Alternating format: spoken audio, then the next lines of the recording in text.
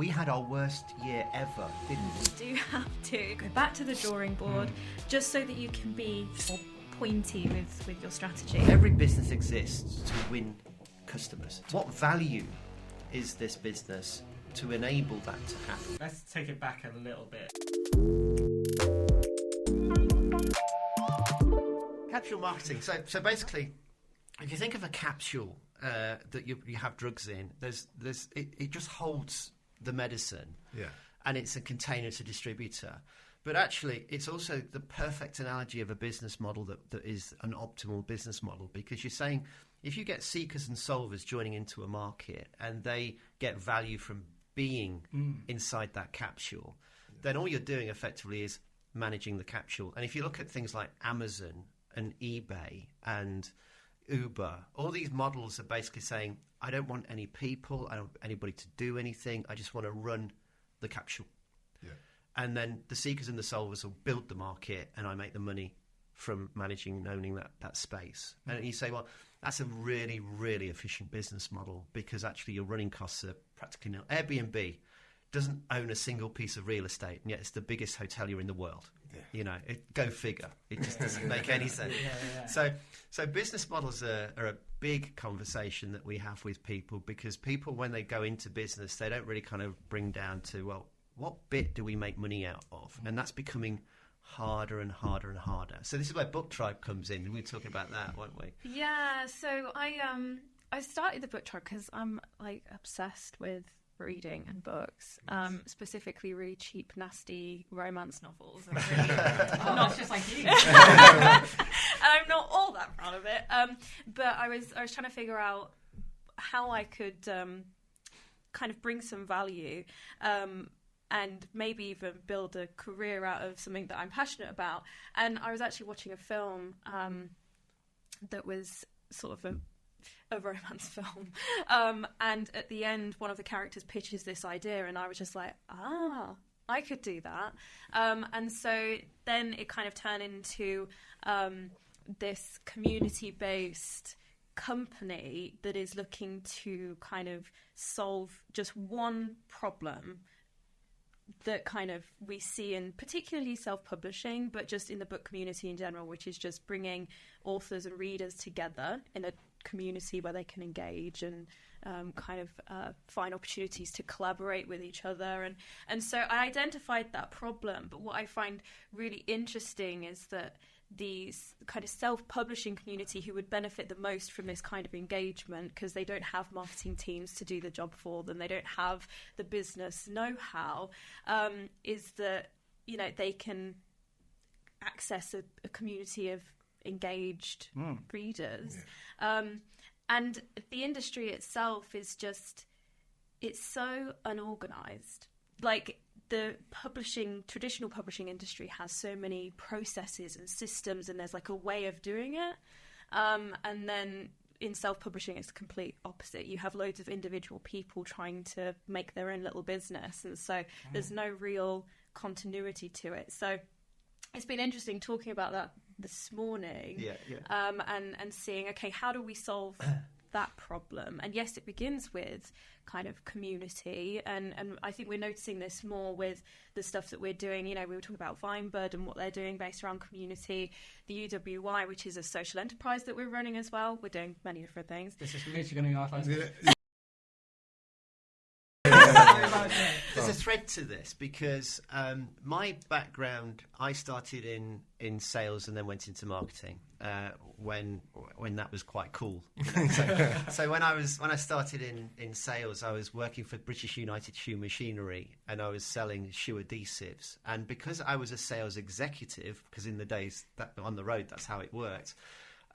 I was an executive. I went into the executive washroom. We had 7 restaurants, and I went into the top one because I was an executive instantly. And it's like, this is amazing. You know? And I just need to sell stuff. Yeah, that's it. Okay, then let's do that. You know, that gets me right into the top room straight away. My dad and his dad worked for the same company as engineers, and always went into the blue-collar one at the bottom. You know, so for me, I went straight top floor, which was slightly problematic because the lift didn't have a door on it. It was one of those old lifts that you kind of jump on. So that was the only hurdle with that. But the thing about it is when you understand sales and you understand empathy of sales, then it helps you to do marketing. But it's difficult to do marketing without understanding sales. But I think that education that I got by being actually as a salesperson in front of customers really helps you to understand how business works. But I found when I was getting towards the end of my sales career, the big problem I had is very often customers ask for stuff, but they didn't know why they were asking because they'd been told by their boss to ask. So I got involved in trying to say, well, yeah, but how do you therefore make decisions in business? What are the big decisions that you need to make, and how are those decisions made? And the answer is they're not very often made. Most people that run businesses never sit round a table and say, what is our strategy? What are the 16 things we're going to do this year? It's a conversation that just rarely happens. And so I got involved in business consulting. I went through a kind of a on-the-job education with a big consulting firm that I got the opportunity to work with. But then I took that and thought, well, I can make this work for smaller businesses, but not by sitting in workshops for 6 months or 8 months of the year.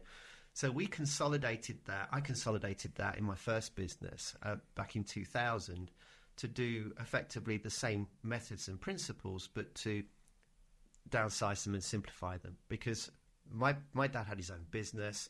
You haven't got time to do all that sitting in a room for 6 months, having workshops stuff. You need the outcomes. But then most companies struggle the other way, is that we all have this kind of, I've got to do stuff. I'm in a business, I'm running out of money already, I've just started, I've got to do stuff. So you jump onto this kind of activity without actually going, hang on, why? Why am I doing this? So we when I wrote this book, this was 9 Decisions to Sharpen Your Axe. It's a famous quote. Do you know who it's from? I don't know. Abraham Lincoln was this guy, and he said, if I had 2 hours to chop down trees, I'd spend the first hour sharpening my axe. Yeah. I'd think about, how am I going to approach this? How do I make sure my tool's as sharp as possible? And then I'll go and do it. But people don't sharpen their axe. What they do is they kind of jump into, right, let's just do stuff. And of course, then what happens is you end up doing loads of stuff that actually isn't focused and productive. And I think that's what I found myself doing with the BookTribe stuff, is that I was like, oh, I could do this, and then now, 3 months later, after kind of releasing the program, doing a couple of months of podcasts and trying to promote it on social media, was I actually had to take a moment to be like, actually, what activity is actually being useful here and is actually part of the business? And so now I'm rethinking it and I'm saying, okay, so what do I need to have in place to make this a more successful business? And so now I'm thinking about, okay, so what courses can I do? What other sales tools can I have to bring people in? What conversations do I need to be having? What other people do I need to bring in as kind of leaders of this community to buy into what it is that I'm trying to do here? And it was basically that. I missed that step. Yeah. And so our businesses that we're involved with, the fundamental of it is that any business is like a book. You can only do one thing. You can't have a brand that stretches across so many different disciplines and activities. People need to know you for one thing that you do really well, and you've got to do it really well. And so you've got to really work out, well, what is that one thing?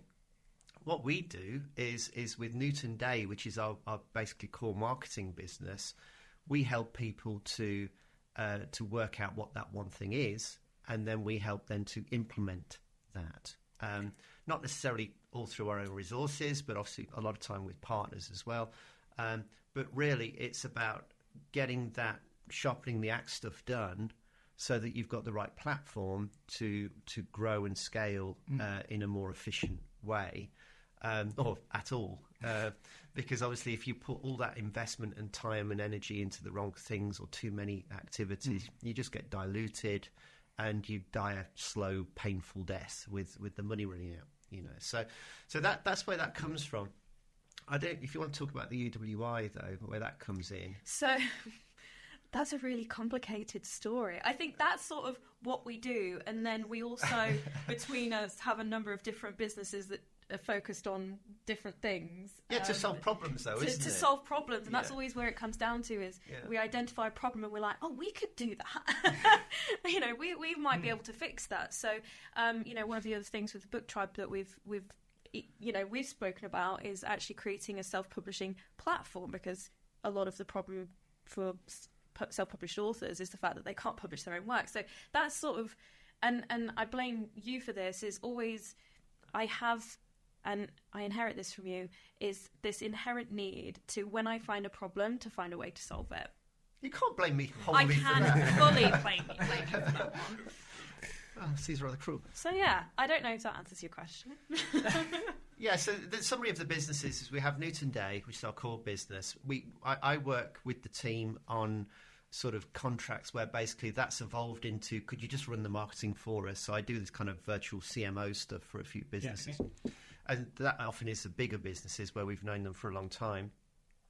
We built out the UWI, the Universal Workforce Institute, because we recognise that a lot of younger generations are neurodiverse and they need employment, but they're not getting employment because people that have ADHD, Asperger's, Tourette's, all these different sort of different ways of thinking, they're going into a world that works in a very rigid way and just can't cope with dealing with those new things. And so we're in this very interesting sort of space at the moment. Since 2020, we let business in, society into business. And of course, we now have a situation where you have to have a moral position as a business, which you never really needed to do before 2020, but it's certainly there now.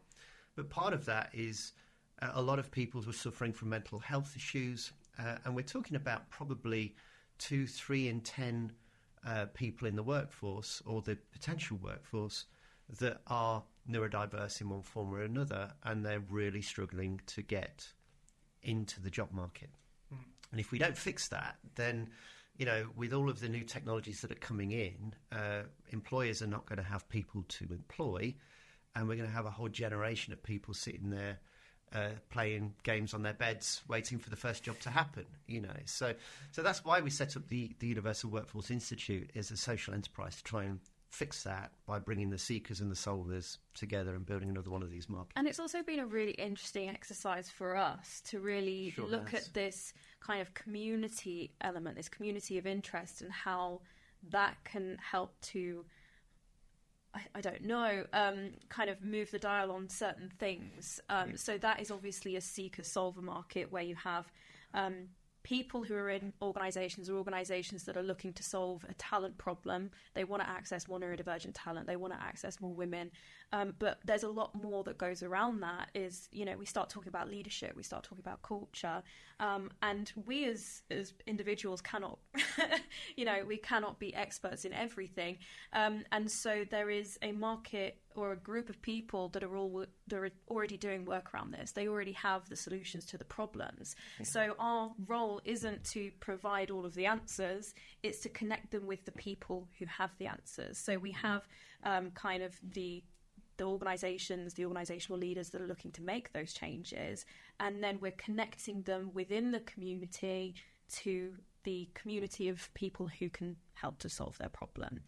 So it's been a really interesting exercise, and that's sort of where I took a lot of the idea for the BookTribe, is because I thought, seeker-solver market, bring that into the book industry. And so it's just kind of working the two at the same time to see how we can grow those communities, how we can grow the business, what value are we bringing to customers. That kind of conversation has been an incredibly interesting exercise, because I'm not sure how much this happens when you start to people. I think a lot of businesses start to look at, how can I sell.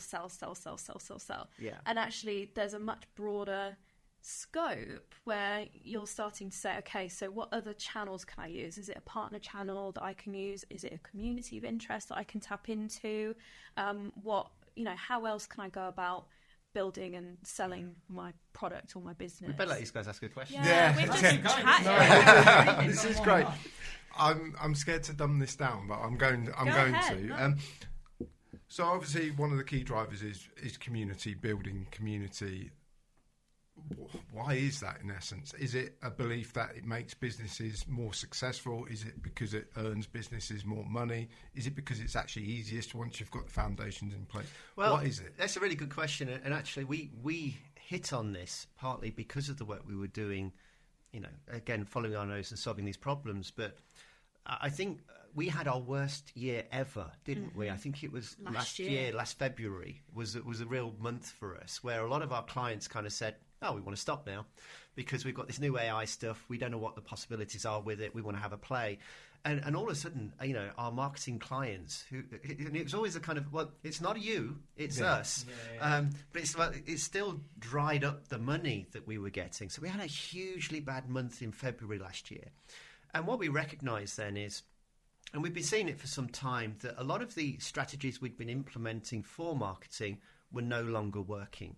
You could try email marketing, but it was having fewer and fewer results and hits. We were trying social media, LinkedIn outreach, but again, it was having fewer and fewer hits. And you're kind of saying, and the website, of course, Google changed its algorithms, I think the year before that, April the year before, and all of a sudden things that worked in 2020 didn't work anymore, and so it puts a lot of pressure on businesses to work out, well, how do I do this marketing stuff? How do I get my leads going?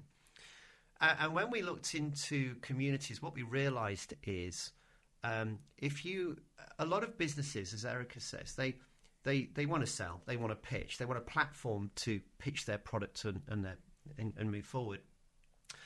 But the nature of markets now is it's all hands off, isn't it? All of the customers are in control.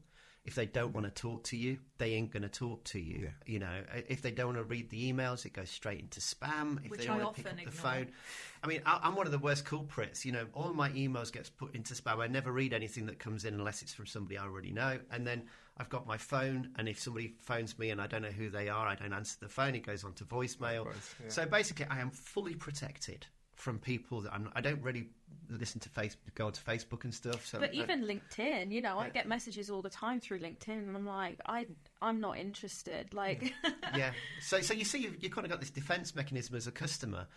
You've got to have permission to engage with your audience, and to do that, you've got to bring them value in terms of something that you can offer them that gives you the right to have the conversation in the room. And I was down in London. I think one of my major moments last year is I was in London, and I was very hungry. I just got there and I was starving, and I wanted one of those gorgeous looking croissants that were sitting on the side, but I thought, I'm going to have a hell of a job eating this thing. So I go and get this croissant, I get a coffee, and I think I've got to sit down somewhere. So I go and sit down next to this guy. It turns out he's the group executive of a very big logistics company globally. As you do.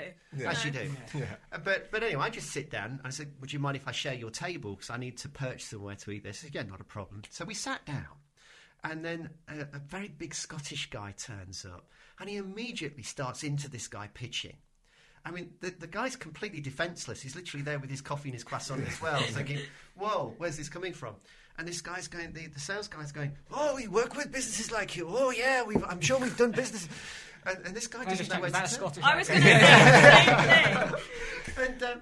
And so after a couple of minutes of this complete outreach of pitch, the CEO looks defensively, says, what else can I do? And he looks to me and says, what do you do?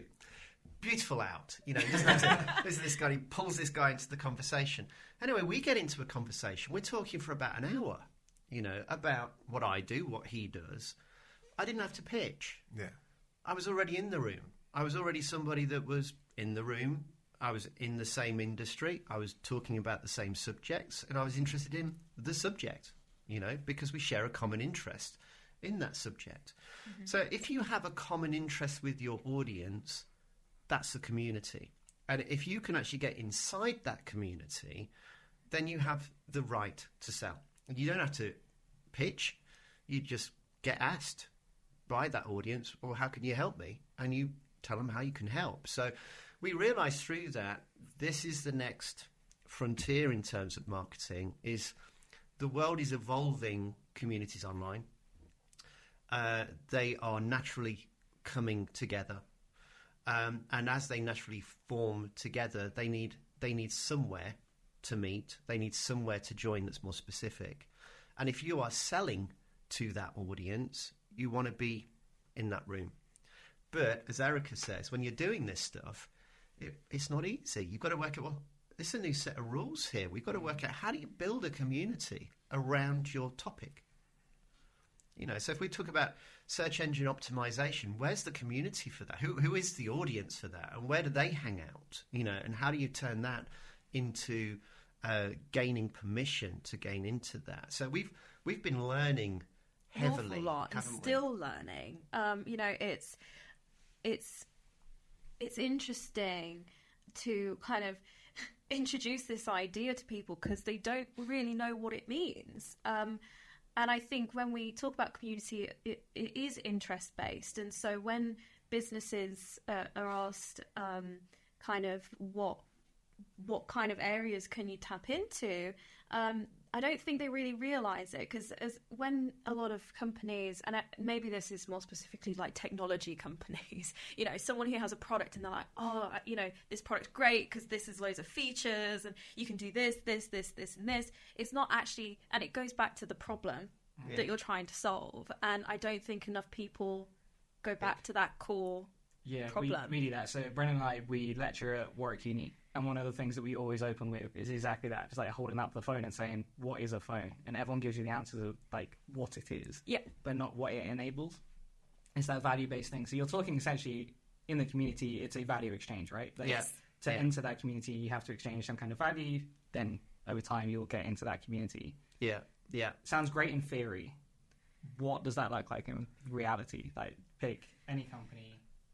Absolutely. How do you do that? Yeah, absolutely. And I think one of the things that I'm always saying to people is it's a lot easier to have customers and find a product than it is to invest in your product and then find a customer. If you spin it the other way around, it's an awful lot easier if you already know your customer and what they want to serve that. And I think with the tech industry, with my generation, not yours, with my generation of all the kind of baby boomers and the late baby bloomers, we were able to sort of get this new technology stuff. We had computers for Amstrad computers coming into the house for the first time. Very exciting. You probably remember with the worry discs and the modems and all that sort of stuff. And we were learning technology, but of course then it gives you a fixation about what can I do with it. So we then had like 30 years of people kind of taking a technology and saying, what could I build with this? And then go find some customers. And what we've seen in the last, I guess, 5-6 years is a complete inverse of that. Is the most successful companies are not building a product and then going to find customers for it. They're actually focusing on their customer audience, like Airbnb is another good example of that, where they're focusing on the seekers and the solvers of their marketplace, and they're focusing on what do they need, and then by servicing against those needs, they become a master of one. I mean, nobody else is going to go anywhere else now for that market because they got first mover advantage, and everybody knows that brand, and it would be almost impossible to replicate that now. Yeah, that makes sense. Okay, so I'm going to test my knowledge now of who's doing what. So BookTribe is yours. Yeah. It's all mine. Okay. It's the newest of the things that we've spoken about so far? Yes. So that I started I started the work for it in December. And I knew what the core value was, which was to connect readers and writers within a specific genre, so fiction books, because that industry is something that I knew about. I don't know anything about nonfiction. I don't read nonfiction. I think there's lots of room for nonfiction, but I think so. It's just that's what I was passionate about. So, and I understood the industry a bit more. So. That's what the core value was, and then over time I kind of got excited about the features of the platform that I'm using to deliver that value, and it got a bit crazy, and so I've decided to bring it back. The second youngest is the UWI, which is the social enterprise, and then before that is Tomlin Co, which is more of the consulting piece that Ian leads on. So he goes into organisations and kind of talking about this stuff that are in the books. Yeah, and that's also Newton Day. But what we found out, since we had our horribilis month that really kind of hit us. I said, well, look, it makes more sense to focus back more onto the consulting work that we do than actually doing all the delivery stuff that we have been doing. That, again, as you said earlier, is difficult to replicate, difficult to scale. And there's so many great companies doing that already. So it's almost, well, what are we doing that's actually different to any of those? So we got pulled into it by clients, but then sometimes just because clients want you to do it isn't the best thing for you to do. So I pushed back into the consulting work, and we came up with the Tomlin Co brand because it would just fit better, when we're doing that consulting work and producing all these books and things. So we did that, but it is really it's still part of Newton Day. Yeah, and then also if we go back even further, so sort of early 2000s, you get encanvas, which is the software company. Yeah. So, and I think that is a great example of how do you sell this? Yeah. Because from what I've heard, I obviously was too young to really comprehend what was going on, but it was the fact that the technology was really clever, still is really clever, and can do a lot of stuff. But how do you sell it? Yeah. How do you sell something that does everything with data? Yeah. I mean, literally, this is a no-code. It's one of the first no-code platforms, so that you don't need to be a programmer to use it. But even saying that, even though it's no code, it's still very complicated building applications and deploying them and running them on the cloud and all those sorts of things. So, if you're going to build something that really doesn't require coding, what is it that you're actually selling? Because there are so many ways to build applications nowadays. This is another one, but it's actually all-encompassing. So you can have one person build everything and run it, as opposed to having a team of agile developers sitting in scrums or standing in scrums and building stuff. And what we found is that the joy of this platform for us is that everything is in the box. So that if you are, as you're building something and somebody comes up with a better idea, you can change it. And if it doesn't work, you change it again. And there's no cost to doing that because it's all just, point and click and drag and drop. But as Erica says, it's an absolute marketing nightmare because somebody says, well, what does it do? Yes, it does. Whatever you want it to do, it will do. So we've run the West Midlands traffic information systems on this thing. We've used it to solve the problem with the London Olympics to help people to share roadworks planning for the next 12 years because they were digging the roads up so many times in London. It would have been a catastrophe if they'd have run the Olympics across 12,000 roadworks or whatever every day. So really, you can solve problems with it, but then that means you can do anything with it. So encanvas has always been, it's 20 plus years now, 24 years now. Encanvas has been going, and it literally still does everything. But it's been the most difficult project for marketing for us of any project. Because it just does everything. But funnily enough, when we talk about SEO, that is the one company that I wouldn't say put the least effort in. We still put effort into kind of promoting and marketing it. But that is the one company that has the most results on search engines. It's just bizarre. With almost no effort. Yeah. So, and that is the surreal thing about, I think, the internet nowadays is some of these subjects attract interest and attention. But it's unfathomable how that happens. I mean, it's almost impossible to try and predict that or curate it. Sometimes it just happens, But it's interesting that we've worked for clients sometimes and it worked tirelessly for 12 months to build out their branding and their online marketing and everything else, and then all of a sudden, some company that's doing nothing at all is getting higher results for just sitting there. Yeah, that's the classic question you have to answer, isn't it? It's like, we've been working with you guys for 12 months. These guys, we know they're not doing anything. Why?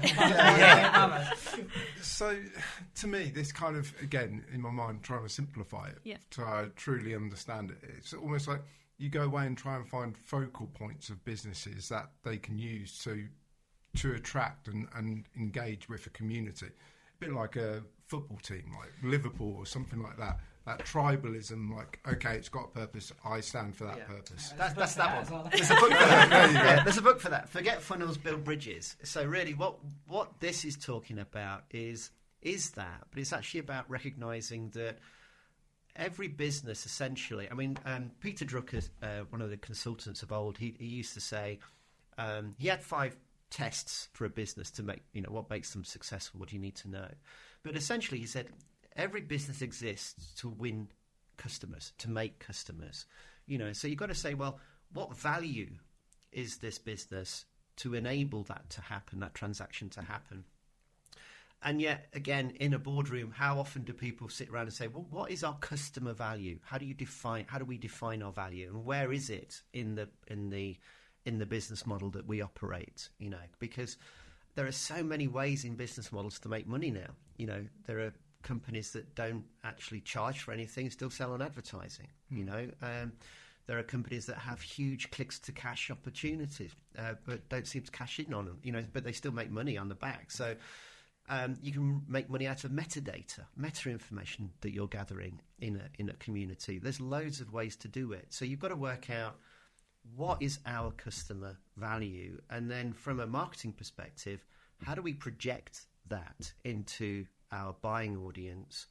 And so we're having conversations with people don't normally have, and then when you do that, you find that they're kind of going, oh, hang on, I've just had a eureka moment. And very often it's not us that has the eureka moment. Of course, it's the client that's actually thought through this in a slightly different way. And that's where Newton Day comes from. Newton Day is about, Sir Isaac Newton and the apple, and going, you get this kind of external perspective just drop in there, and you just kind of think, yeah, but I've just worked out gravity because of that. I mean, the apple didn't do much for it. But sometimes you need something that sparks that idea, and that's basically what we do. Absolutely. Obviously, with what you do, with marketing as well, like, we can put effort into an SEO strategy for months and months, and plough everything into link building, into creating content, and the client doesn't get the traffic, doesn't get the revenue. They just haven't got the results. Is that the same for you with trying to build communities? Do you ever latch onto the wrong kind of focal point? Oh yeah, all the time. Yeah, all the time. Yeah. I don't even know how to answer that question. Yeah, I mean, I think the nature of these things is, I always say marketing is an experiment by definition. However, there was that great example of showing a sort of infinity, and you've got this kind of apple that kind of is in a box, and it kind of, all the atomic things disintegrates over time. Absolutely, and then it rebuilds itself. I don't know, we're all about the apples. So all about the apples. And so basically over time, according to scientists, if you leave this apple in a airtight box, it will rebuild itself. The atoms will eventually work out how to make an apple again. And you kind of say that, and that's the thing with marketing. It's not that you are always going to get it right, but you need the frame of the box to make sure that you are or not getting it right by being able to measure stuff. What we find is most companies run into panic marketing very quickly, where they're not getting the result that they were hoping for, so they change again and they switch to something else. But they've not really seen the end of that first initiative, so they don't know whether it worked or not. And now they're on to the second and third, maybe the third and fourth at the same time. And they've still not measured anything, and they've still not progressed anywhere, because they've not actually started measuring anything at all, and they've not finished anything. So I think if you're doing marketing, you will make mistakes. What's important is that you follow it through, you work out and learn from those mistakes, and then you come up with a better way of doing things. So if I mention the Vinebud business, which again is a toaster-based business, they are experimenting with how do we build our community together, and they have made mistakes, but also they've had a lot of successes that they've made as well. Even things like kind of membership cards that they've got now that they're building out on their systems. So you don't get it right every time, but you need to see things through and have a plan and measure the results and go, okay, that is working, it's not working, and then try something else. So let's take it back a little bit to... There's a few things I want to go on to, but let's go right back to the start. So again, the software company encanvas, is that how you say it? Yeah. So you essentially have messaging's like my thing. Like I really like messaging, and someone described it to me once as like the worst piece of messaging you can have is like an aeroplane magazine. So the ones you get in the back of the thing, you sit in your seat, take it out. It has to appeal to everybody, so it appeals to nobody. Right? Yeah, so absolutely it right. Feels like you almost had that problem. It was a bit of an impossible problem. Well, I'll be honest, I don't think it was an impossible problem, because I think the problem itself is quite straightforward. Business people, where this came about, I mean, I suppose I should give you the context of it. I was doing consulting for businesses on strategy, and we would come up with 12 to 16 objectives that these companies would have, and logically they would then say, how do we measure those objectives? Because if you can't manage it, you can't measure it, you can't manage it. So then the obvious question is, well, where's the data to evidence these points? And very often when you write a strategy up, you'll find that there's probably half a dozen measures that you don't actually have data for. And so I'd have this situation where we knew what the strategy was with the client, but we couldn't actually get the data because the different systems were not providing it.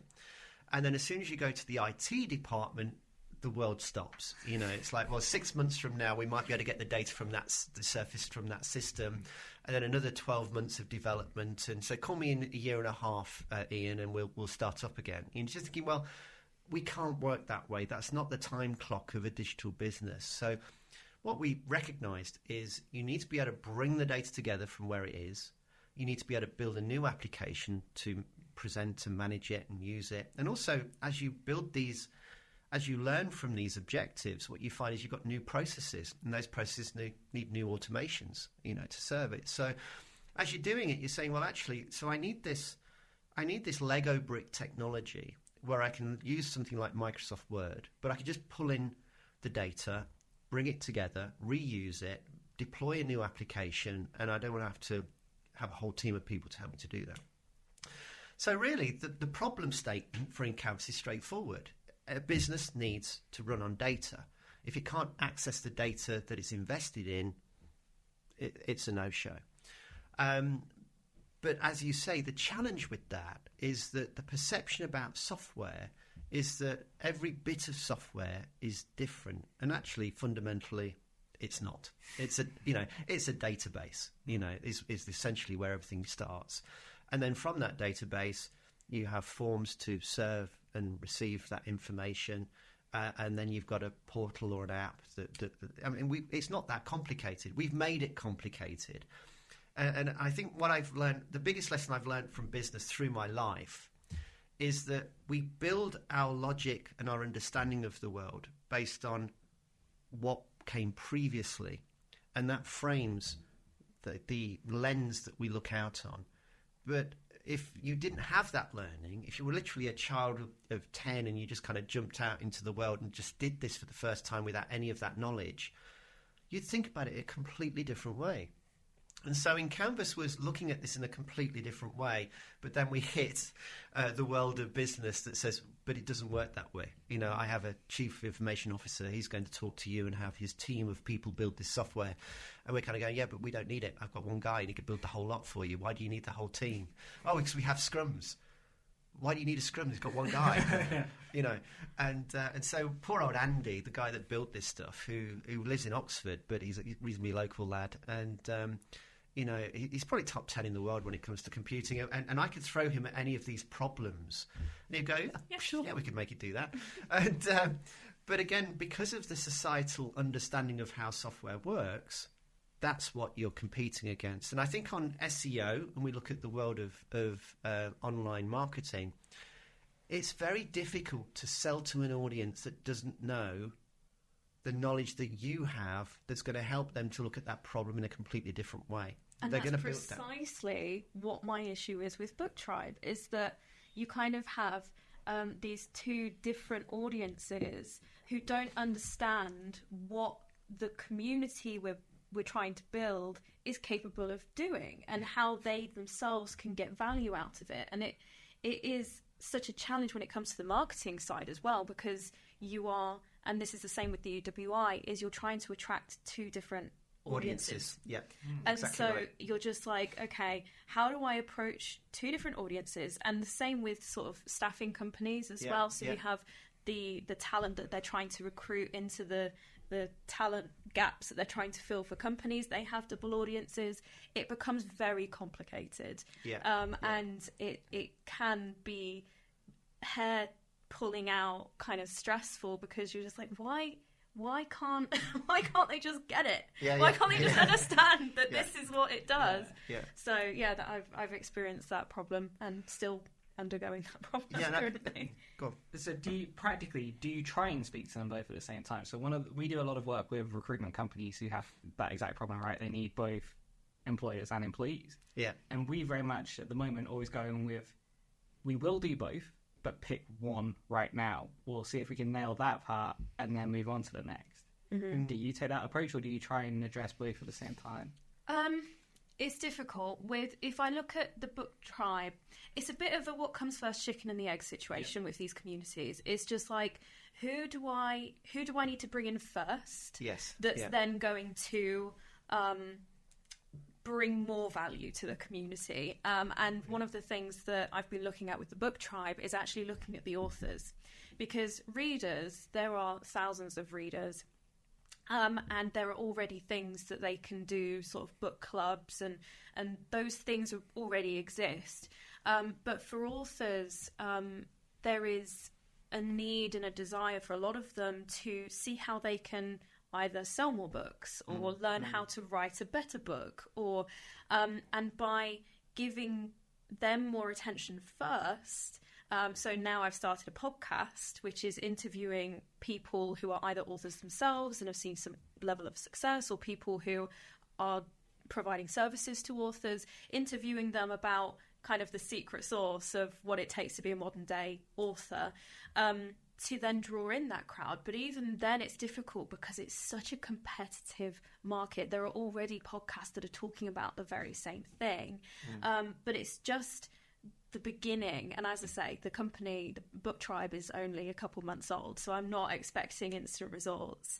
But that in itself has allowed me to educate myself about where the gaps are. And one of the things that we were talking about this morning was that kind of with self-publishing, it's a passion-led industry. If you talk about traditional publishing, it's like there is a business side to it, but I think with self-publishing and with authors who are perhaps writing an hour in the evening when they're not looking after their kids, or running a business or have a full-time job, is that they don't have the acumen to be able to turn their passion into a profit.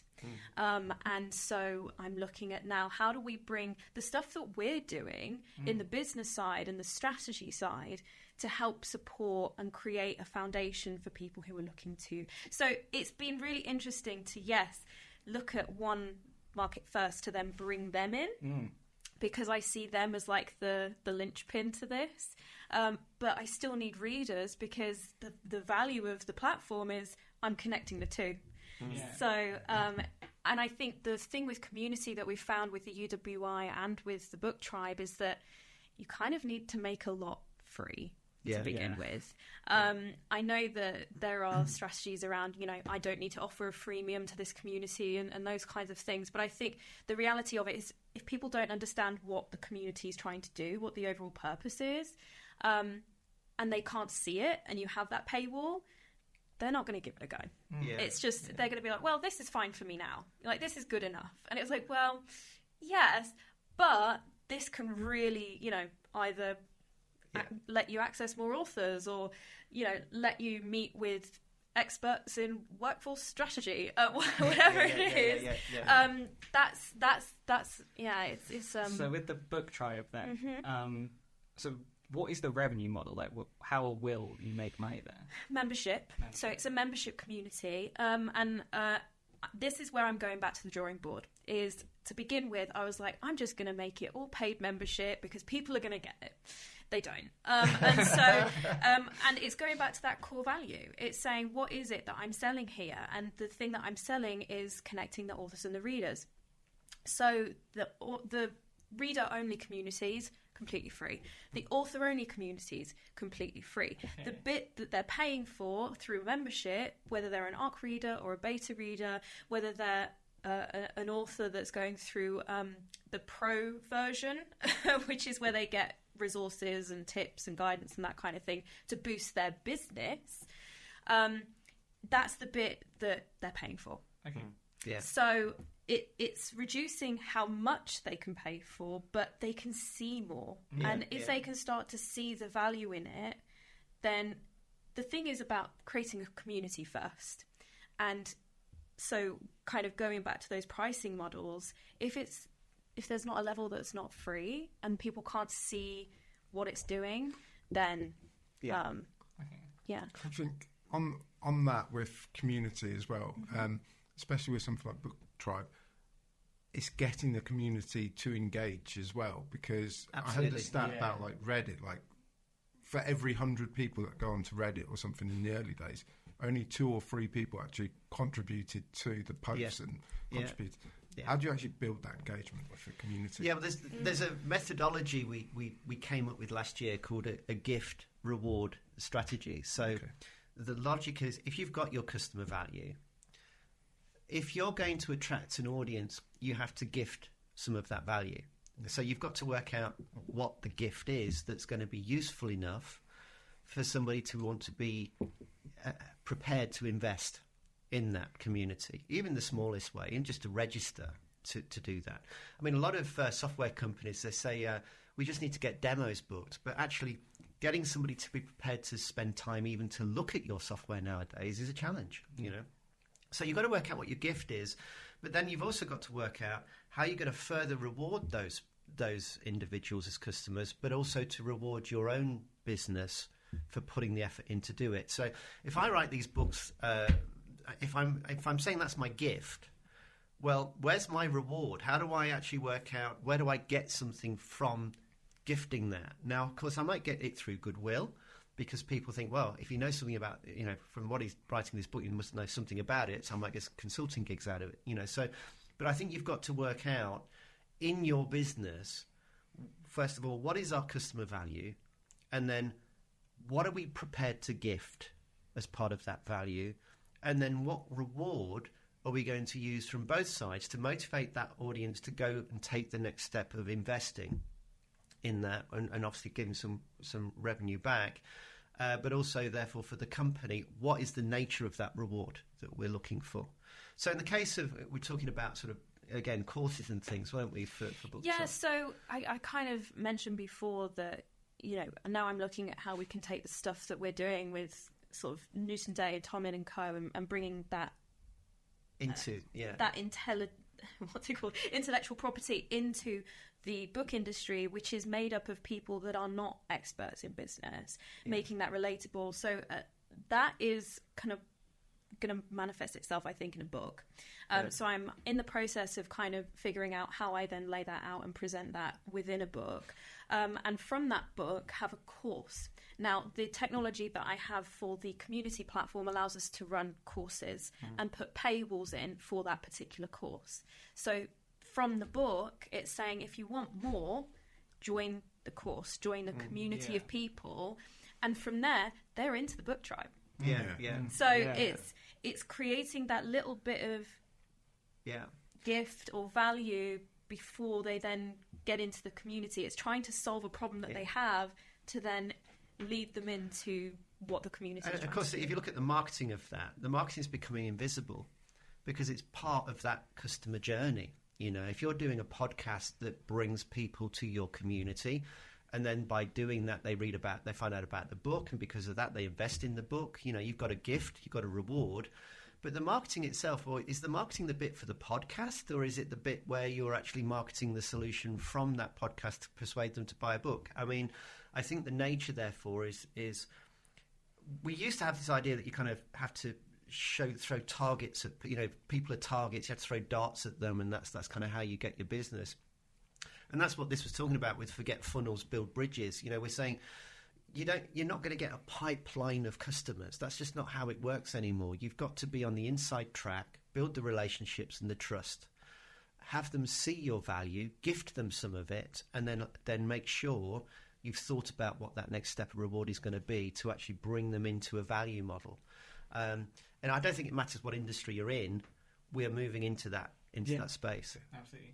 So we're coming up very quickly to time. We can talk for a very long time. I think we were on the cusp of getting some free consulting about 10 minutes ago. So let's take that up then. So you're talking about like the SEO community and then like some of the problems that they would face, right? So we tend to come up against probably 2 or 3. The main ones are exactly that. Like we sell something that at least 50% of our potential customers don't really know what it is. Yeah. And then you have another percentage of that, let's say another 25%, who have inevitably, due to the nature of the industry working, had some kind of bad experience, or they are used to paying fees that are significantly lower than where we're charging. Yeah. So we know those problems, but we're not really doing much to address them or build those bridges, right? We are probably building funnels right now. Yeah. So what would you do? Like, where would you go next? I think that's interesting because one of the companies that we connected with recently was an R&D tax company, and the challenge with them was that it was that mistrust, was that they were in an industry where you see those. I don't even know what. I mean, what we kind of ignore taxes. every single one of those. Yeah, it comes across scammy, and so one of their challenges was trying to establish that level of trust straight away. Yeah. I don't remember what your advice was to them. That was quite a while back. Yeah, so. You laid me on a plate there, didn't you? I did. I was just like, I'll set you up. Yeah. You take it. So how did you answer that question? Yeah, so on that one, what we were saying is that the real success of that business was its potential was the value of the individual, of the personality involved in it, because this individual had got an awful lot of experience, and as soon as this individual was in front of his clients, it was a done deal, because he knew so much about the industry and he approached it in a completely different way, seeing it as an enabler to growth rather than seeing it as an academic sort of accounting practice. So the challenge is that, okay, so you've got the personality behind that brand, and so the way to build that business out, of course, is to present that personality, gift some of that value in front of the web story, in front of the SEO rather than behind it, because they were trying to get people to go to their website, but there was no personality there. The actual key value, customer value that this guy could bring, wasn't visible. So I think if we're looking at more broadly about how do you attack these problems, I would say that you've got to start to understand, I think, that we go back to customer value. Customer value is not necessarily your product or your service. It's everything and anything that an audience of customers sees as valuable from you. Now, that could be your integrity. It could be your track record. It could be past experiences that you've got. It could be your personality. It could be the fact that you inject ideas into their business. It isn't necessarily what you think it is, So one of the most successful exercises I run is I take chief executives out to meet their customers, bizarrely. I mean, it sounds the most stupid thing in the world to make money from, but I do generally do this. I take them out and we have 3 interviews. I interview the customer and they sit and listen. And I can ask any stupid question I like, because I'm not meant to know the business, but they are, so they can't ask those same questions because the customer would say, but Harry, you know this. You're doing business with me. But I can ask any stupid question I like. And of course, when you go out of those 3 meetings, it helps that leader to understand, where is our value? How are we seen? What do they see as the strengths and weaknesses of my offer? And so even if you're a small business, you have assets. You're nimble, you're reactive, you're more personable. And I think your customer audience gets that, certainly if you explain it. And so really understanding that customer value and then working out, how do we bring that above the line? How do we gift that value? That's the starting point for that. And then the strategy comes from there, whatever company it is. So one of the things that we did for a company that does IR35 kind of compliance and risk work with companies was that we were playing around with score carding or score apps. I can't remember what they're called, but it was about allowing someone to assess what level of risk they have by just kind of answering a couple of questions, and then they get an immediate answer. And it's, okay, so that's your answer. Get in touch if you want to kind of explore how we can address this or manage it or, you know, minimize the risk. And so that was a really interesting way to give some value without really giving the farm away. There's got to be a reward. You know, that's the thing. If you're not careful, you're going to gift your value and then go, oh, they've taken my value.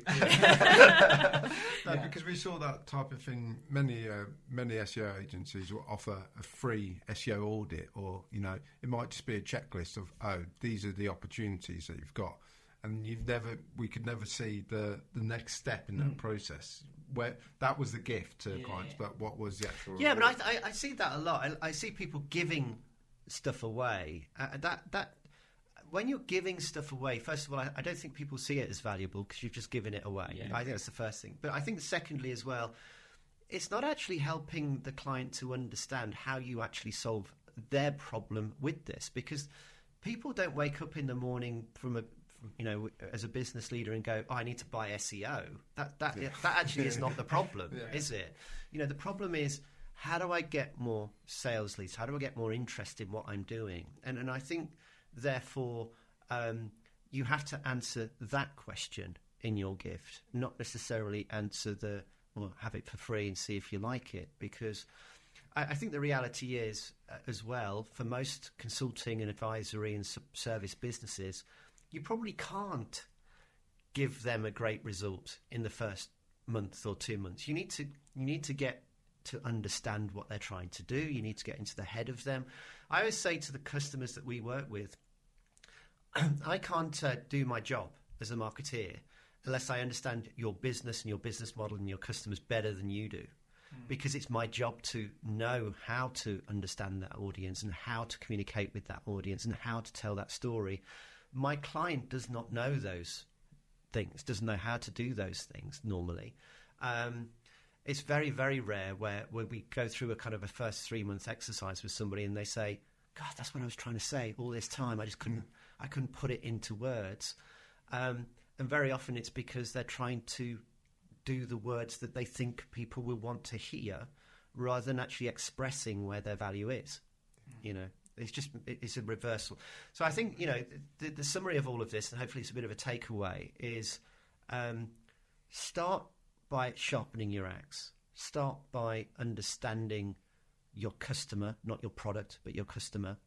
Focus on understanding what does the customer want by talking to that audience, and then understanding how can I package up my value, build that into a gift and a reward that brings customers to my door rather than me throwing axes at them. And spending hours and hours doing assessments and audits.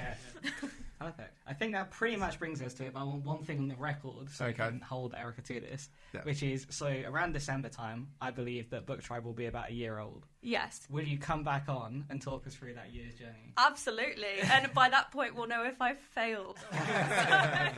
Or succeeded. Yeah, no, absolutely. And I think the thing to say is that this is kind of a learning journey between, you know, I started off, as you know, Harry, doing acting and performing arts, and I've kind of moved away from that, and I've learned everything from him. So all of my bad habits and all of my good habits are from him.